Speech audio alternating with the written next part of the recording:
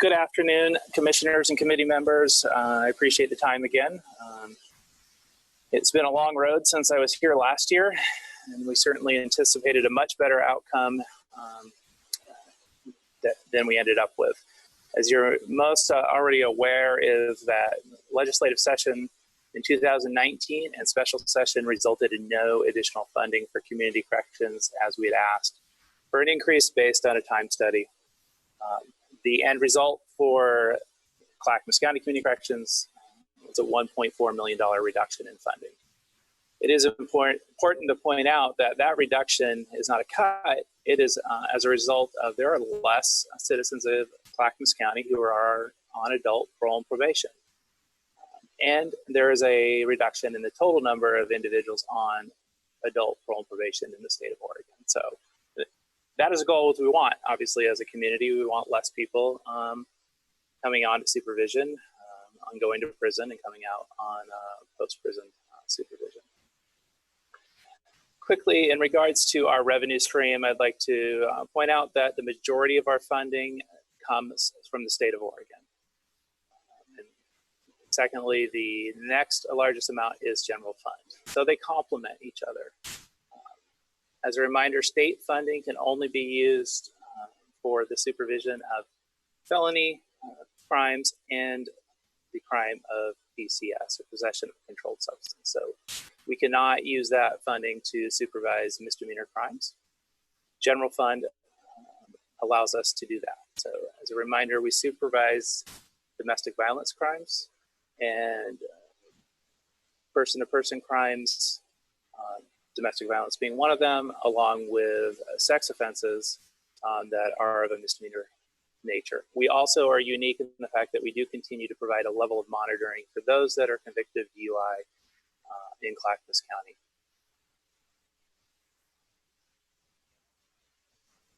I'm going to transition to the questions I received first from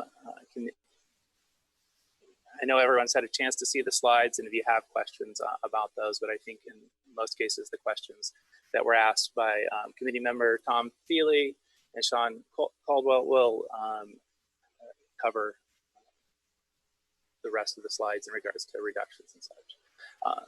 From committee member Feely, he is asking the significant cost to community corrections targeted the highly successful transition program. What will be service impacts of these reductions?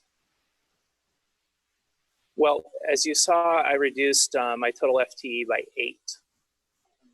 That is throughout the agency. So some of those to cover other parts of the agency, I had to take FTE that were at the transition center, and I will have to reassign them to support residential services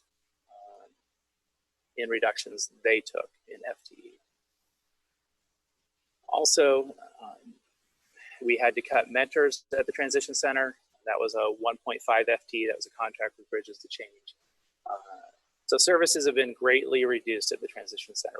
It's easier to talk about what will remain based on the budget we're presenting would be our employment program.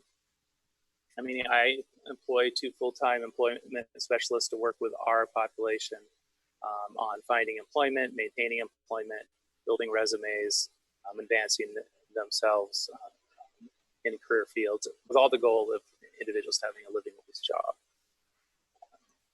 Really, as it came up, I know in this morning about the transition center, I think the one way to look at the transition center, how I like to describe it, it's an extension of my parole and probation office on Main Street. Really, the services that we've always offered there are offered at the transition center, were offered at the transition center, amplified to a greater degree to capture, well, capture is probably not the best word, but really to individuals releasing from custody or in custody that are on post-prison supervision, been sentenced to probation, immediately upon their release or transition plan for while they're in custody. Often, as you can imagine, we lose contact with individuals quickly when they leave jail. This allowed us to engage with them, create an opportunity for change. And I know this came up this morning too. Change is hard. Our population does not change easily. But we are successful at that in creating those opportunities. So like the Transition Center was that first opportunity for individuals to engage in the recovery community, engage with our staff for the first time, just have a place to come to. Sometimes it was as basic as just a bus ticket to get them home. So that offered a service to everyone releasing from jail that was on supervision or justice involved. We're going to have to narrow those services to just individuals that are primarily on supervision to Clackamas County. So Malcolm, just yes. to interrupt for a second. I mean, what's the real impact going to be on the individuals who aren't getting this service? The real impact of the TC is they don't have that initial engagement right. With mentors. We often use mentors to help them get to treatment for the first time, engage them in AANA. It's a warm handoff that will not be there at the same rate that it was. I mean, we were servicing about 400 people a month coming into the TC. And it's really just that engagement with services. And those could be services that we don't offer that, H3S Health offers, mental health services, ID, transportation, birth certificates, just those low-level barriers that impact our population. A basic is that, hey, I'm on supervision for Columbia County, but I have a warrant out of Clackamas County and I need to get home. Now, if they didn't have the service, that impacts because they are going to find a way to get home. Often you've heard us describe, they'll look for anyone to give them a ride. And often if 5 people are getting out of jail at once, one person has a ride, they all get together and you're combining a number of types of individuals with different risk levels, which isn't the best practice. Right. It's a challenge. And this program, yes, was started with Justice Reinvestment and has been, as we've said in prior budget years, carried on carryover. I mean, we relied on carryover to maintain this program. With essentially a $700,000 hit to the fiscal year because of no additional state funding, we can't continue to maintain that. You asked the question, what's the impact on recidivism? I don't know. I mean, I will respond to the question about recidivism, I think from this morning.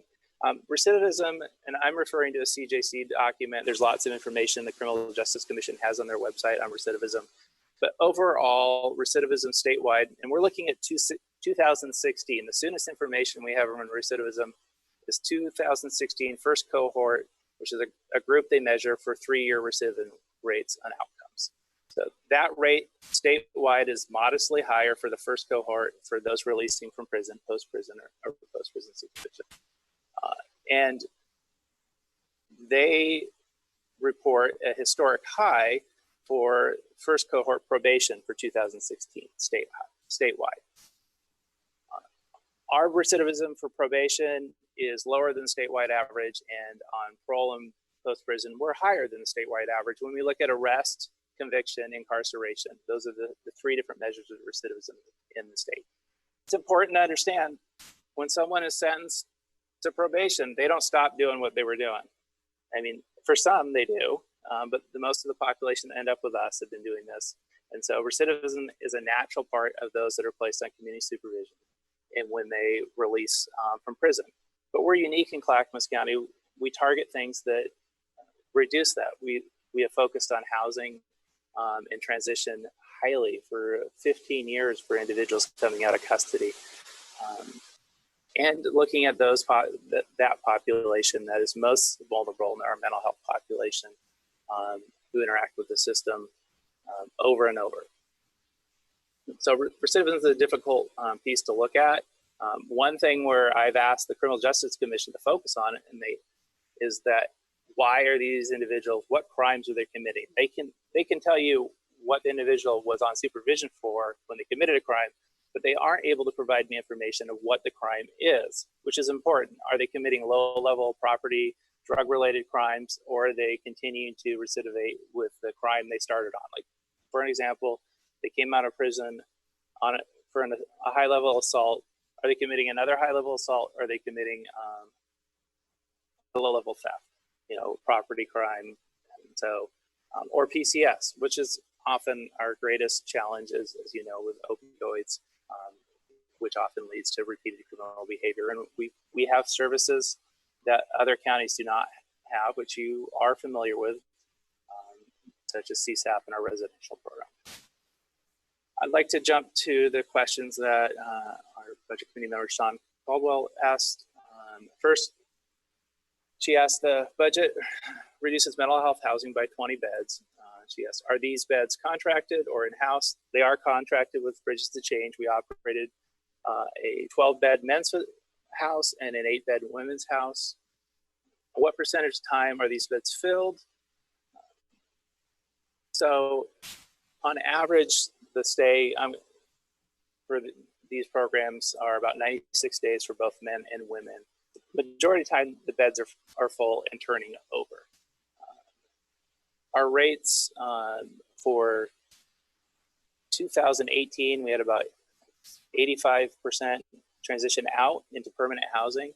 I want to point out, in the mental health housing, these individuals went there because they had no other place to go. That they came primarily from off the street or from a housing situation that was ending. So for all intents and purposes, without it, they would have been homeless. We also utilize this house for transition from prison for individuals that have severe behavior disorders, and to ensure that they transition in an environment that is conducive to offer them assistance and mentoring and medication monitoring after they're released from prison.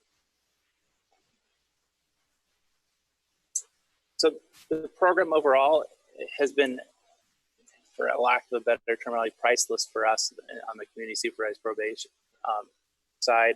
I have a probation and parole officer that has a mental health caseload that is also part of mental health court. So they worked together. He monitors and manages the housing, being the gatekeeper. It's a resource for mental health court, and it's a resource for our community supervised population and our parole and probation officers. To have a place for someone to go that offers that additional support that isn't otherwise available in other areas for our population.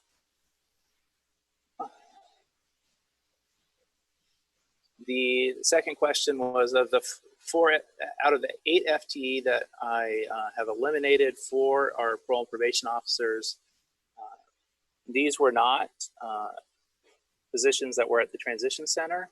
However, it does impact the transition center. We have a senior, or we refer to a lead parole and probation officer that has been part of the transition center to help oversee and day-to-day operations there. That parole and probation officer will have to take on a caseload, so it will have an impact due to that work reassignment. Though we're working for solutions to potentially keep that individual at the TC while supervising a caseload. You asked, will there be an impact to jail beds because of these reductions? Well, that's unknown, but when we reduce services that are available to parole and probation officers for community supervision, that often results in a greater utilization of jail beds. Historically, that has been the case. Certainly, I can see the transition over my 23 years with community corrections for how we relied heavily on jail beds for sanctioning to where we're at today, where we have a much greater reduction. We have a reduced footprint and how much jail space we use. We've been very efficient in looking and providing other interventions, but some people do need to be in jail, and it's an important resource that we have. Are these cuts, the next question, are these cuts to state 1145 revenue? I'll reference that is that state revenue is all together. It's not separated by just specifically to 1145 any longer. So it's not a cut, like I said when I started. It's a reduction because we've reduced the population in Clackamas County that's on supervision, which in turn is it's a good thing that we get punished for because our funding is reduced. Final question, with more revenue cuts probably come, is there the possibility of opting out? So I'll clarify, opting out would only be triggered if baseline funding alone was reduced, without there being a workload reduction. So if they reduce our baseline funding, the minimum funding required by statute, that certainly could be. I don't believe in the without a legislative session. That could happen. And quite honestly, with speaking to the 8.5% budget cut exercises the governor ordered, the governor doesn't have authority to reduce the largest portion of community corrections funding by statute. Only the Legislative Emergency Board or a special legislative session can reduce the largest portion of our community correctional funding. However, there's other funding sources that would impact community corrections if they focused on those, meaning our justice reinvestment could be reduced by that 8.5%, or there's additional Measure 57 funding, which is a smaller amount, that could also be reduced. So there are some impacts if the governor would make it across the board 8.5% cut that would impact us. And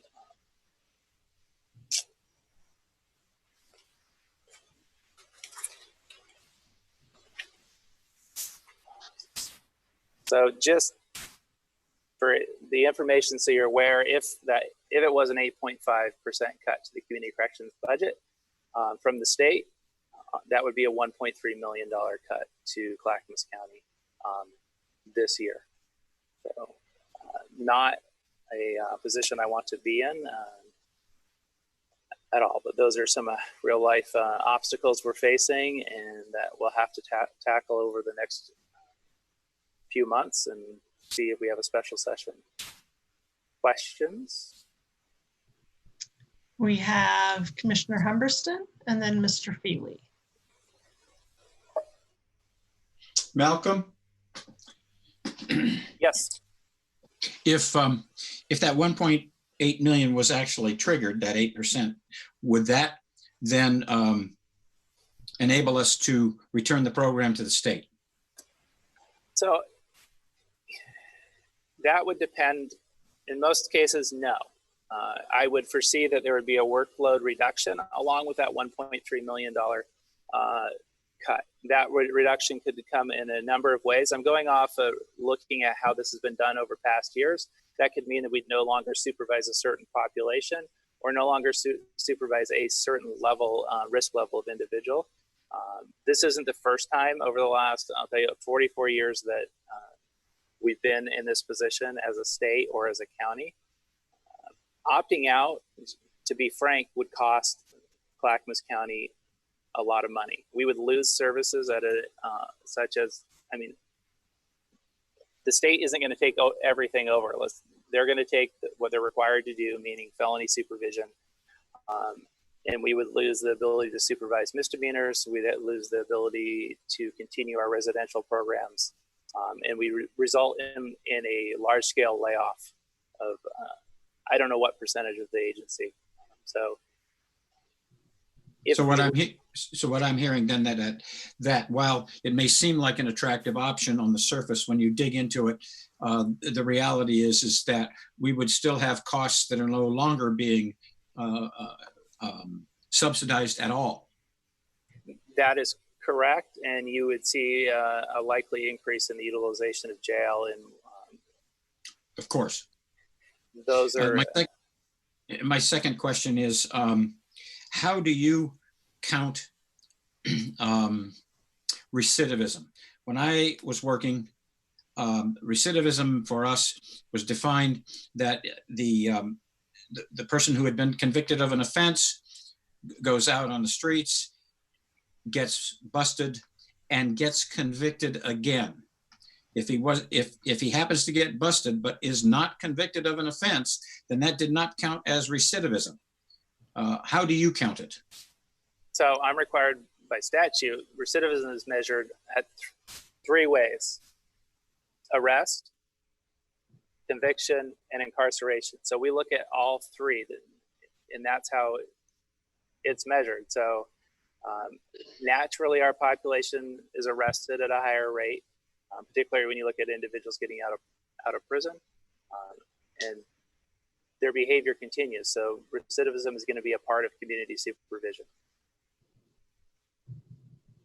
Okay, thank you. Jan Lee. Yes, I've worked with a number of agencies in the last few months on budget cuts, and what they're saying is it's not really 8.5 because there's 13 months left in the biennium. It really amounts to 17% in cuts. So I'm wondering if you really are going to reach 17, what is that going to do to the program? So the number that I provided was given to me by the Department of Corrections of what our cut to our allocation would be. So that's how I understand the $1.3 million to be for covering the entire biennium. The unknown is what the cut would be to justice reinvestment. They haven't specifically said what that would look like to each county that receives those funds. So that could be, 150,000 or more. There just hasn't been clarification on that side. So there are, for clarification, justice and reinvestment supports our pretrial program, which has had a outstanding effect on reducing forced releases. And really, pretrial has been a partnership with the courts, our district attorney's office, and the sheriff's office in combating forced release. And an innovative program in the state. So there's a lot of momentum behind it, but there's unknowns on the justice reinvestment funding side. It also supports enhanced CSAP and additional beds there. There's a lot of unknowns. COVID has thrown many obstacles in what the future of community corrections looks like and how we do business. Thank you. Chair Parks, I see no other hands raised.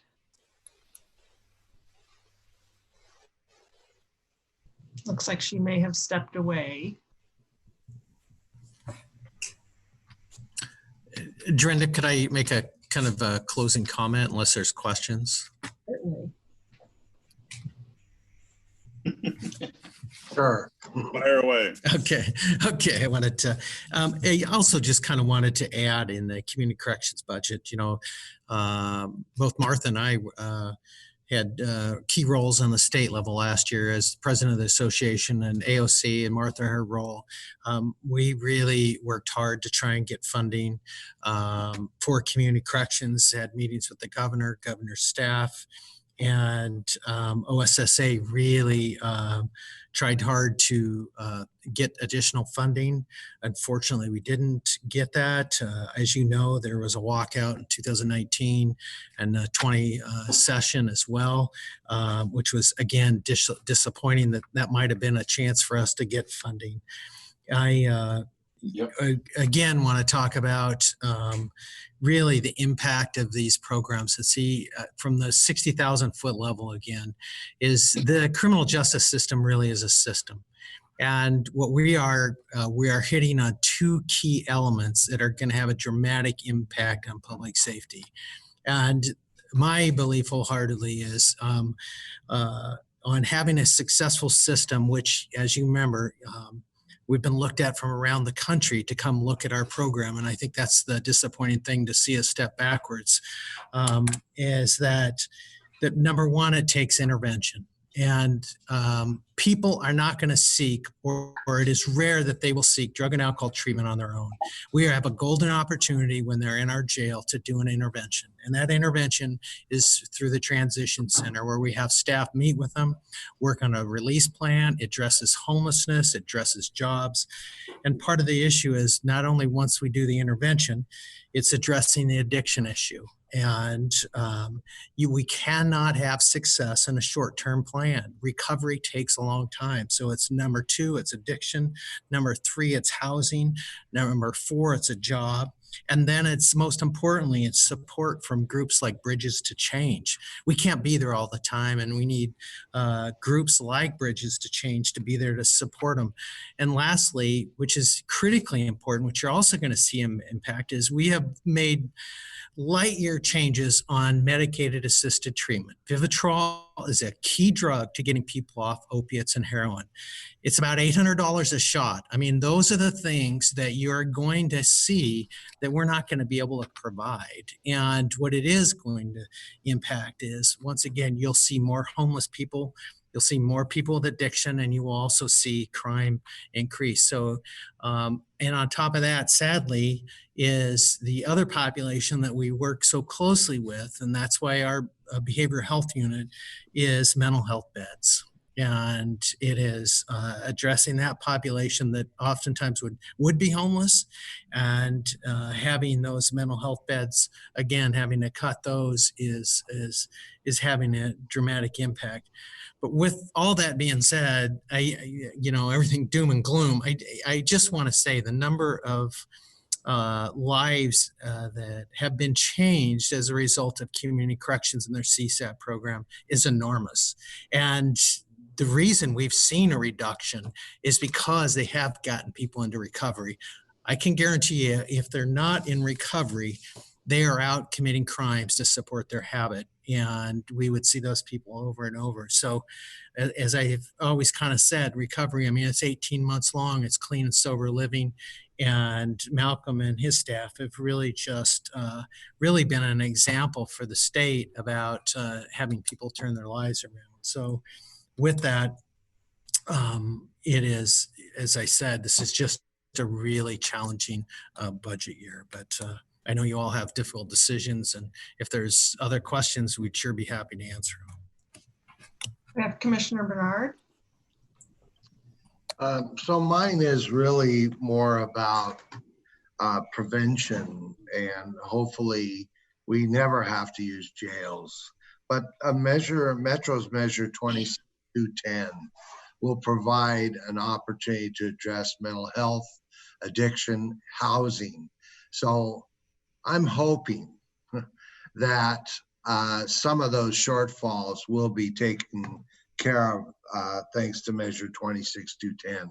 But I also want to thank you, Sheriff, and for the hard work you've done. There's a couple of programs that never would have happened had it not been for you and the members of your department. So I want to thank you all very much for that. I hope that in the future we will focus on prevention. I'd like to see out of business, frankly, and I bet you guys would like to too. But I doubt that that's ever going to happen. But this is a hard budget. It's not going to get easier. And by the way, I think Ken asked about giving back community corrections. We did send them a letter a number of years ago saying, you don't give us funding, we're going to give it back. They found ways around that, but I think there might be time to send them a letter and tell them that. I know you're shaking your head, but they didn't take it back. They gave us the money. Thank you. Seeing no other questions, it is now time for our third presentation.